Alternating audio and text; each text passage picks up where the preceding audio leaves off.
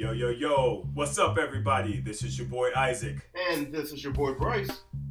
and we are brothers on tennis. And guess what, y'all? The U.S. Open has come to a close. Dun dun dun! Yeah, man, Bryce, that's the last Grand Slam for 2019, man. How crazy is that? Man, and it was a good one too. And I am really glad that that was our first Grand Slam tournament that we were able to attend together in person as brothers on tennis. That felt That's really exactly right. Didn't that feel good, brother? Come on now. I mean, we were walking around the grounds. We had our swag on. I know some of y'all saw us with that Brothers on Tennis gear on. What's up? Yeah, no, it was a really good time. The weather was good. We had a lot of really good matches. But look, we've already done the mid-fortnight review, so let's jump straight to the final results. And we had some surprises here at the end, didn't we, Isaac? Man, oh man, did we have some surprises. I mean, there were a couple things that happened that I tell you, Bryce, I did not expect. But I tell you what, overall, the semis and the finals were turned up. I know I had my popcorn and I was enjoying it. How about you, man? Well, it took me a minute to get into it because I know we're going to talk about the semis and the finals, but I had a couple of moments there in the quarterfinals when Dimitrov took out Federer. All right, Yeah. so I'm gonna just move on from that. It But broke my heart too. But in my pain of watching Federer lose, I felt very good about predicting that Belinda Bencic was going to put those things on Osaka in the quarterfinals. I told you she was going to do it. She did it again. Yeah, you did say that too, and you were exactly right. She put them things on her too, and I just think it's just a tough matchup for Osaka because Bencic is such a good tactical player, and if you're not fully thinking as far as how you're going to kind of direct your power, then she is going to pick you apart. And she has done that to Osaka, and she continued that stretch at the U.S. Open. So I had picked Osaka to break through, but hey, kudos to Bencic, man. She's getting it done, and she's having a fantastic 2019. She was having a fantastic U.S. Open until she met Andreescu in the semifinals. I don't know if you watched the match or not, but I think Bencic was up like 5-2, 5-3 or something like that in the first set. Mm-hmm. And one of the characteristics about Bianca is that she has that fighting spirit, and it is never over until that last point has been played. And wow, what a great match. 7-6, 7-5 for Bianca over Bencic. I mean, and Bianca Bryce is just, I mean, she's just the definition of fight, and I am just ridiculously impressed by her. I mean, again, we've talked about her resume on previous podcasts, but let's just kind of summarize it once again. She comes in this season, she goes to Indian Wells, she knocks everybody out the box and takes that title. She then goes to her home state, home country, Canada, where they have the Rogers Cup. She blows through that draw. Unfortunately, she meets an ailing Serena in the final, and she takes that title. Two tier ones on the trot. And then she walks up in the U.S. Open. I'm sorry, she ain't scared of nobody. She like, you know what, y'all? I done already knocked y'all out. So I'm just ready to rinse and repeat. Yeah, her confidence is sky high right now. And so we had one finalist being Bianca Andreescu. Yes, sir. And then on the other side of the draw, now hold on, Judas, I don't want you to speak yet. We had Serena Williams, the queen, The queen, the GOAT, take on Svitolina. And she beat her 6-3, 6-1, and in a very comprehensive win in the semifinals. Now, I completely thought that this was going to happen. As a matter of fact, I think I predicted that the finals was going to be Serena and Bianca. So I was very happy to see that. But Judas, do you want to talk about who you thought was going to come out of the bottom half of that draw? Listen.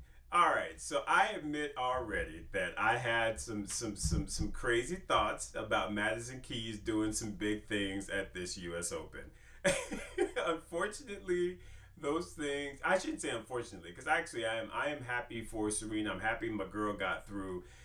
Madison showed me something in the Cincinnati tournament that unfortunately she just didn't carry forward. And I think that, once again, you saw that when she was playing her match against Svitolina, is that she lost her patience. She started hitting out too much, and instead of reining her game in, she just simply got blown out. And it's disappointing. And fool me once, shame on you. Fool me twice, shame on me.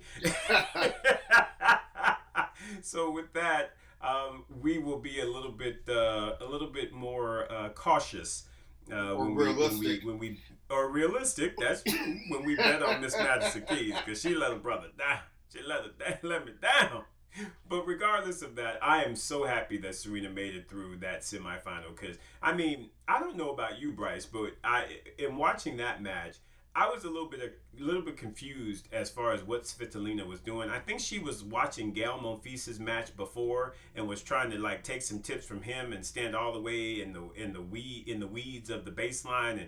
And she was just like 10,000 feet away from the baseline.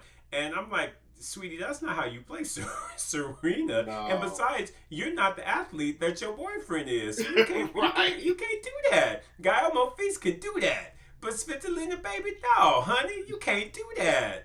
So you need to pick some more tactics. But Yeah. hey, Serena got up on her, man. She looked really, really good in that semi, brother. What were your thoughts on that match? Well, my thoughts during that match was Serena's about to get number 24 because Uh the huh. entire tournament, starting from the very first round when she played Sharapova, she had looked so focused. She had looked Yeah. so on it. And I think I even mentioned this to you. I thought that Serena even had a little added motivation because she had to retire out of that match in the Canadian Open finals Yep. against Bianca. I said, okay, I know Bianca's dangerous and I know she's got a lot of game, but Serena hated having to retire out of that match. So Yeah. she's going to step in the finals here in front of her home country and really show, look, this is the way things are going to go. And, you know, I'm going to go out here and say this about the finals. Number one, all props and congratulations to Andreescu because guess what? Even if Serena played a subpar match, it takes a lot for you to go out in your first Grand Slam final to really control your nerves. You're playing someone who people are pretty much already calling the GOAT. And you play your game, and you play your game to a level where it's like you're winning this match. Right. So, I mean, all props to her. But what may be happening, which gosh, I was really hoping that this might not happen, is with Serena losing those last three Grand Slam finals she was in, Wimbledon and the U.S. Open from last year, and then Wimbledon this year. I was hoping that this could potentially be the final that she could win before being in these Grand Slam finals and losing starts to become mental.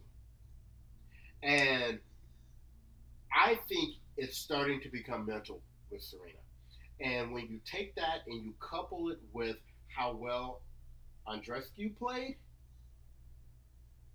it was a formula for a loss for her. Yeah. Yeah. Well, and Bryce, I guess I have another take on that, if you will.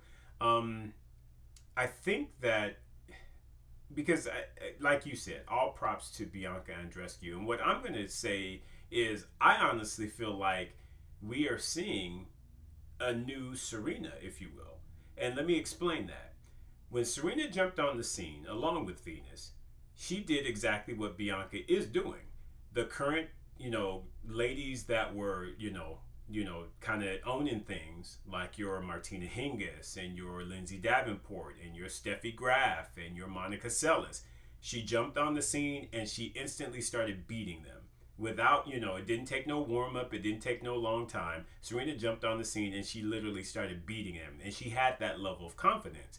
And honestly, Bryce, I see that same type of capability and talent and mental fortitude in Bianca Andreescu. And I think that that is the reason why she's won two tier ones and now a Grand Slam title in, just really truly her first, season on the WTA tour.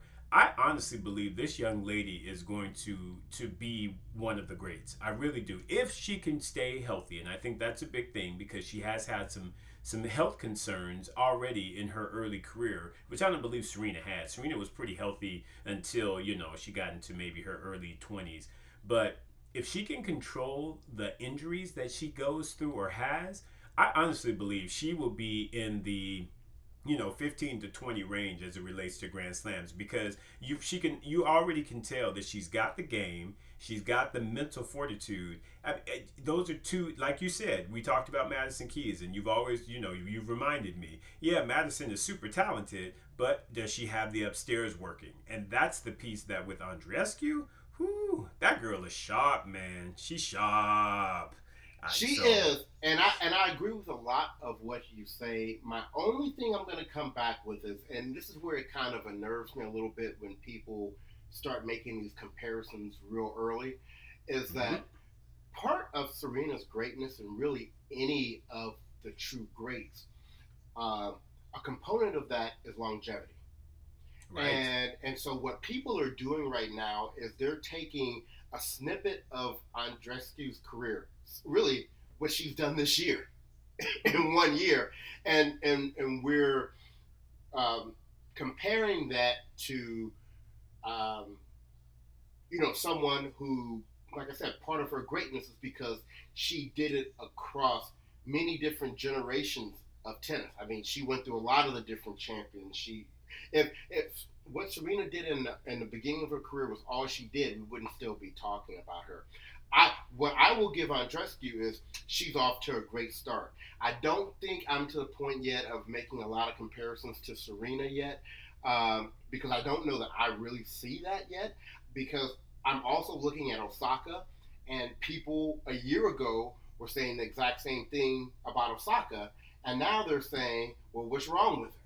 So, right. And with me, and I guess that's really where the difference is. I said, because with me, I never put that on Osaka because I never really saw that level of talent in her and some of the other folks. I do see that in Bianca. So I feel like that's one of my reasons for stepping out there and saying that, yeah, I absolutely believe that she is following that path. And again, I think that if she can avoid injuries, I really believe she will have a lasting impact on the WTA tour. Really believe that. I will have to see a little more from her. I've seen too many times people have one good year, which she's had. She's had an outstanding year. She has this kind of performance for a couple of years. I'll be able to jump on that bandwagon, but it's a little early for me. Fair enough. Fair enough. But the other thing that we want to bring up is that I feel that, and once again, I don't want to take anything away from Andreescu because I was just absolutely blown away by the match she played in the finals. But I don't know what was the cause for Serena's serve not being there. I believe that was the one shot that Serena owns and possesses, and people go out and say, ooh, Serena has the greatest serve in women's history, right? She, for whatever reason, in the finals, did not have that. And that's on Serena. That Andreescu didn't really have anything to do with Serena missing her first serve.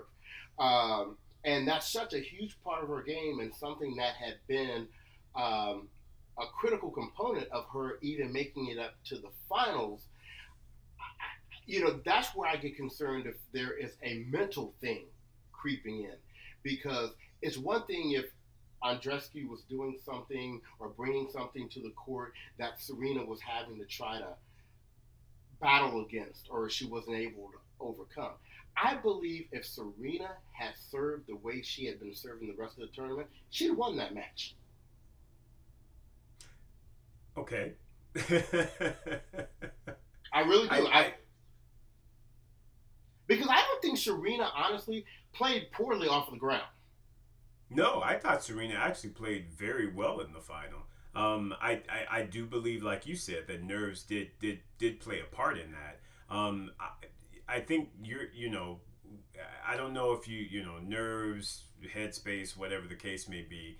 I do feel like something got in the way of her being able to perform up to her true capability. And honestly, I feel like as she was coming back, I think she began to get a little bit freer. And Bianca, of course, started tightening up a little bit, but Right. I think she got a little bit freer, and her things started kind of flowing a little bit better when she came back from that 5-1 deficit to tie it up 5-all. But then I think nerves got in the way again because if you push that into a third set, who knows what's gonna happen in that whole thing.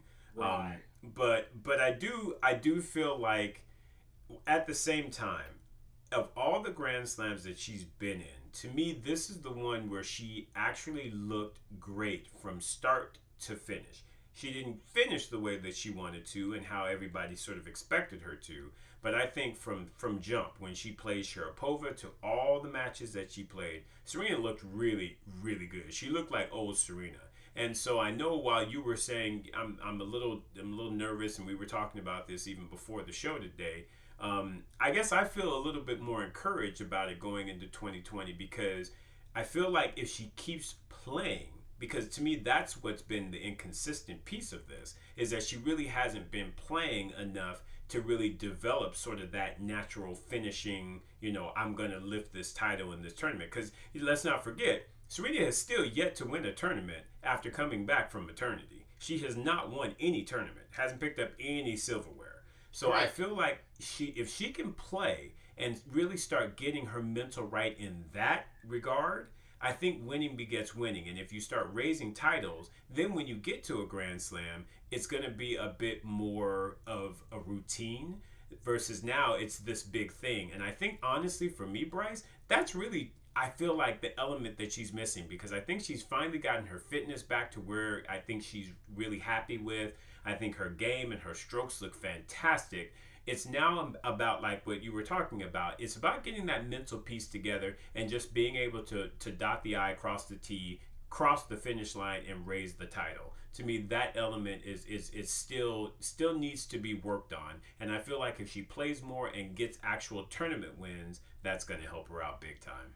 And that's what the change is, because remember, part of what has made Serena great is she has taken large periods of time off before and has come back to a Grand Slam and won.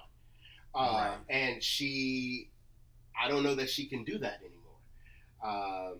That is a change. That is the Serena of now versus the Serena of how many Australian Opens did she win when she hadn't really Right. played much and she came back and she was on it. So I Yeah. just hope I agree with all that you said. She does. One of the things that she has typically done in the past is she and Venus, they skipped the fall season. Right. And I don't think she has the luxury of skipping the fall season this year if she wants to really, really contend for the Australian in January. Yeah, and I agree with you, bro. But unfortunately, I also heard Patrick Maratoglu talking about in one of the post interviews that Serena's likely going to take the rest of the season off unless she makes the WTA end of year, which I don't know that she'll be in contention for. But I feel, honestly, I feel like that's a poor decision. I think she should play one or two more tournaments to round out the year. Again, go in and just win the tournament. So that Right. way you're ending your 2019, you're lifting up some silverware, and your mental is better so that when you jump into 2020, you don't have that burden on your shoulders of, oh, I haven't won yet as a mother, and now I'm going into yet another Grand Slam. She really, to me, needs to do that. I agree. And I would think at a minimum, she should play. Isn't there a premier tournament in the fall? Isn't it the one in China? Yeah, yeah. In fact, there are two of them. I think there's like a St. Petersburg and then there's one in China, but they got two tier ones still left on the calendar. I would at least play the tier ones. Exactly. Exactly. I I, I I I agree, brother. I agree. So, well, anyway, once again, congratulations, Bianca Andreescu. We actually were watching you practice there on the grounds, and you were looking good even in practice. So Yes, we sir. really can't wait to see how your career develops and what an amazing year you have had. So Isaac, Yo, talk to us about the men. man. Okay, so we already alluded to how sad things were when Fed went out in the quarters, and I still don't necessarily understand that match. I mean, I understand that Grigor got him a new racket and it's got a bigger head, and he kind of followed the whole same, Federer model of getting a different racket, getting adjusted to it, and then hitting with a little bit more power. But I still don't understand that match because I feel like Federer just he wasn't Federer, and I'm beginning to wonder if Novak broke Federer. He broke our Federer, man.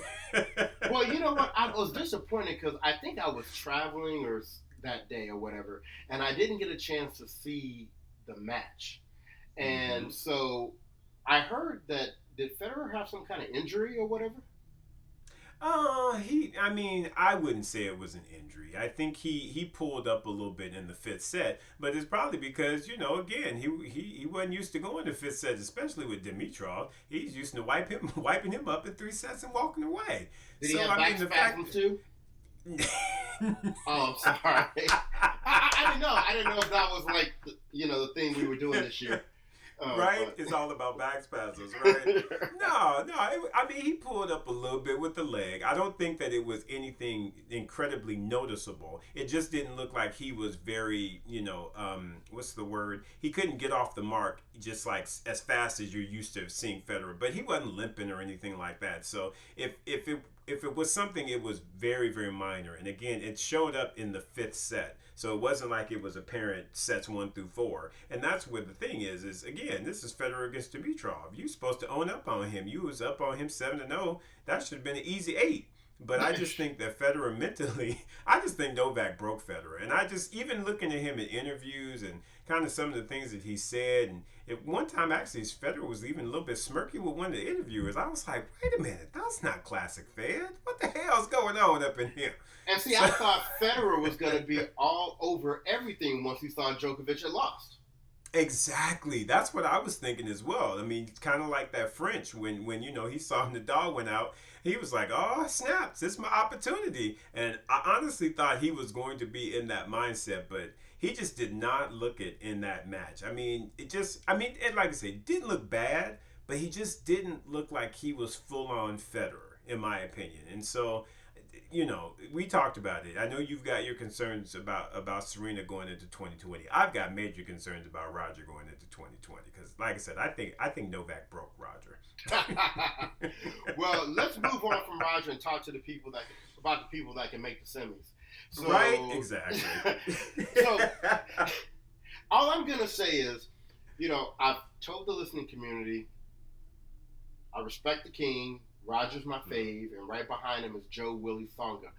But I think I have a number 3 right now, and that is Medvedev. And I have just been so impressed with him this entire hard court season. And I love his personality is different from what I guess I thought it was going to be. He's a far more personable person than I thought, and he's kind of funny, and he's not like a stoic type Russian. He's in tune with his emotions, and the boy has mad game.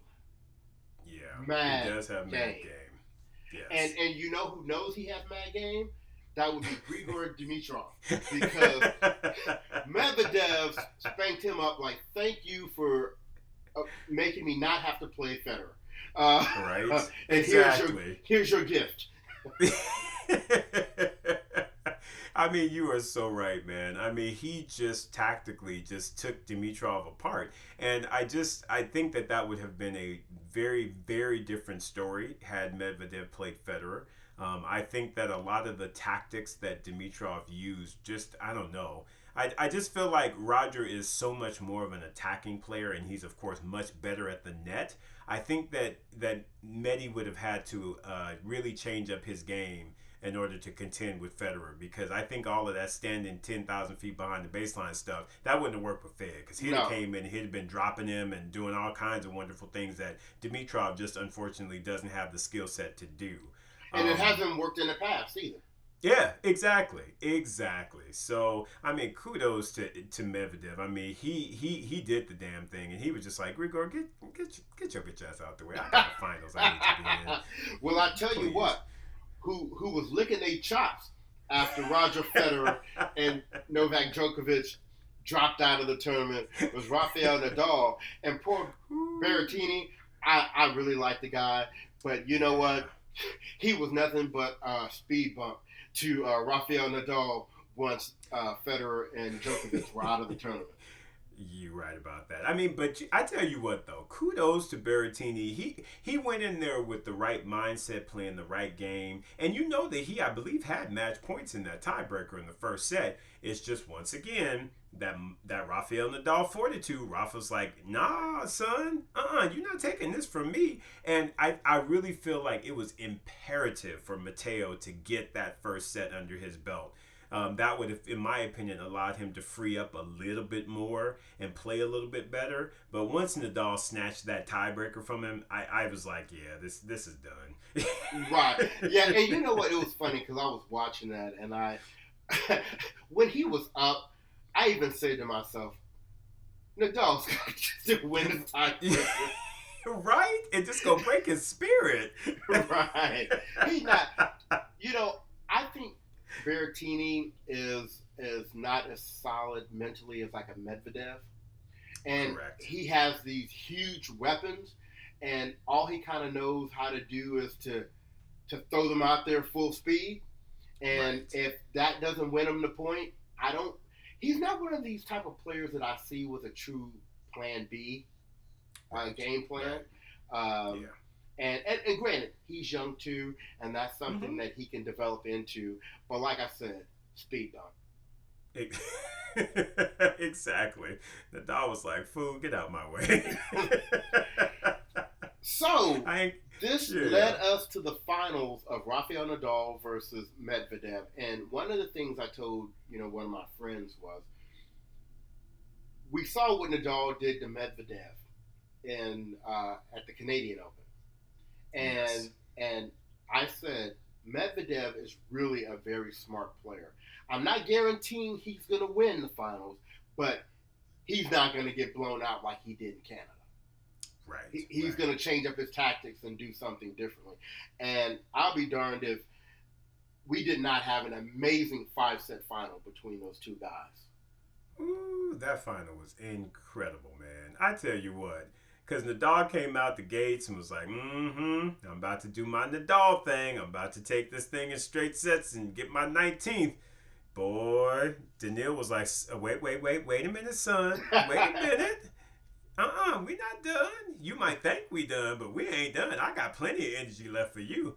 Man, please. That was a fantastic Grand Slam final, B. My goodness. It was, Woo. and so props to Medvedev, and also props to him for his post match speech. I think Yeah. he really went during the course of those 2 weeks at the U.S. Open from the crowd really almost hating him and booing him at his matches to them having a true appreciation not only for his tennis talents but also for I think they saw him grow and mature as a man in these 2 weeks in Cincinnati. I, I absolutely agree with you on that, Bryce, because like I said, I was of that bandwagon where I wanted to boo him as well, because one of the things he did, which is an absolute no-no, you do not do this.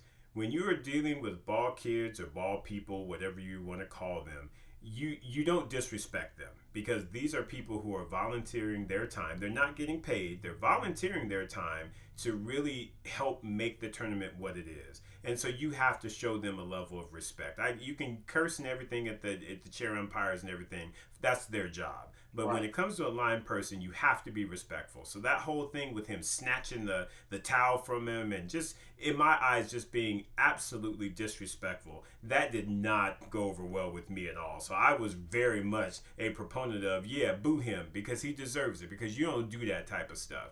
But like you said, he understood that he was a jerk. He understood and he owned it. And that's what you do as a man. You own when you do something wrong. And I think that is what the New York crowd really appreciated and was like, all right, He alright. He cool. And like you said, he started showing his sense of humor. He has a really kind of a dry wit about him, which is really very engaging. So you're right. He got me back in. But when I saw him do that to that Lions that ball kid or ball person, I was like, nah, son, nah.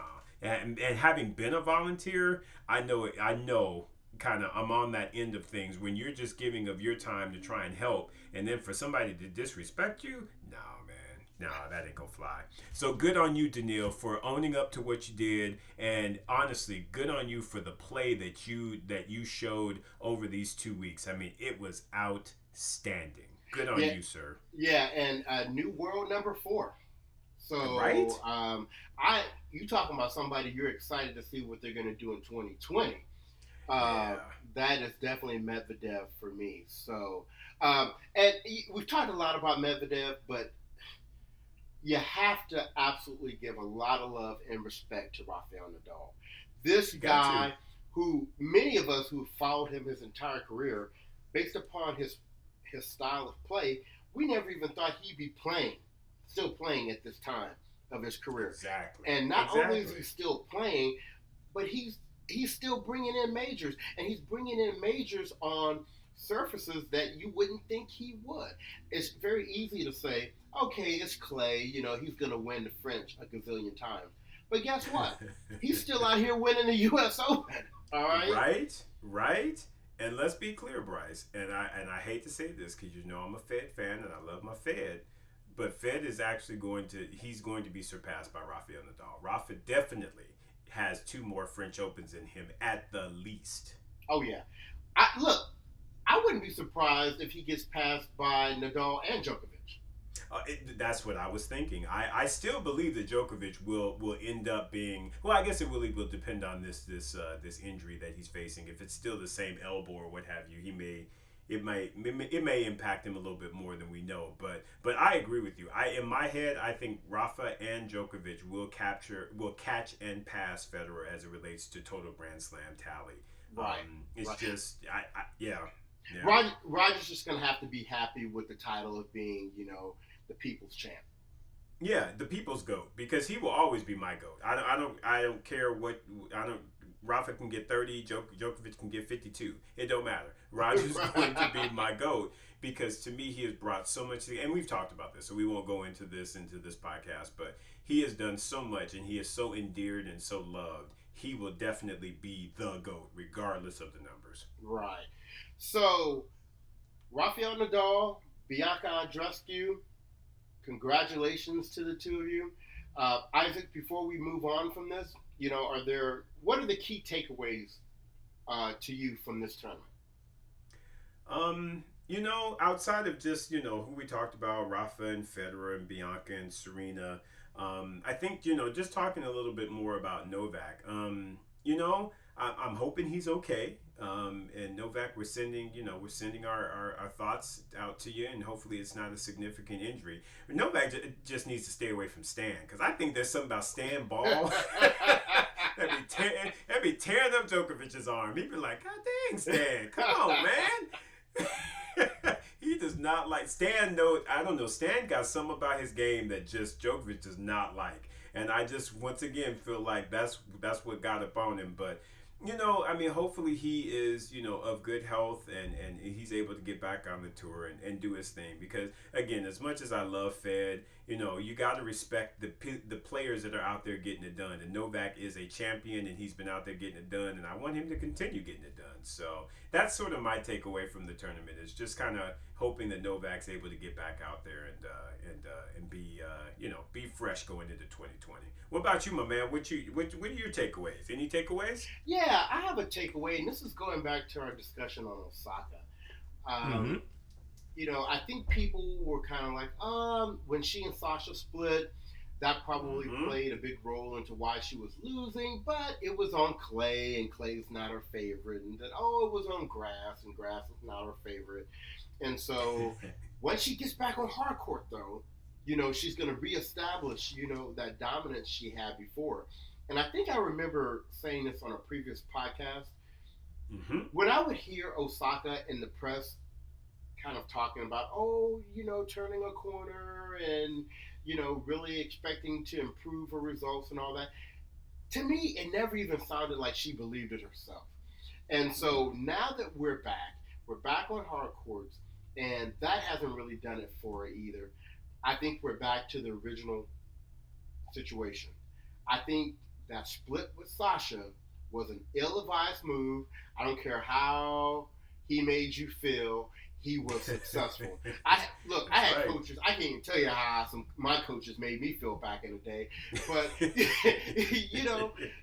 you gotta go with what works. And That's right. clearly, even Sloan is recognizing. We saw the reuniting of her and Kamal Murray here. That's right. Yep. Keep your head on a swivel for Monica Puig. But I don't know whether or not, Osaka, a reunion is in the cards for Osaka and Sasha. I don't know if Mladenovic needs to keep her head on a swivel. But clearly, Osaka is still not right. So that was a key takeaway for me. That's a good one, brother. Yeah. So, hey, y'all, we're going to go ahead and wrap this episode up because this is just our results show. We don't want to keep getting our gab on and run you into the 1 to 2 hour mark like I know we can sometimes. But we wanted to remind you that we are out there now. Please visit our website. It's www.bruthasontennis.com, and that is BRUTHAS on tennis.com. From there, you can use any number of platforms to listen to our podcast. You can see bios on both Isaac and myself. You even have a channel in which you can send messages and emails to us, ask us questions, give us feedback. Please visit the website and continue to listen to what we're doing because we are very, very excited about what we're bringing you, and I don't think you're going to find anybody else giving it to you like we are at the moment. So preach, brother, preach. So with that, this is your boy Bryce. And this is your boy Isaac. And we are Brothers on Tennis, and we will talk to you soon. Take care.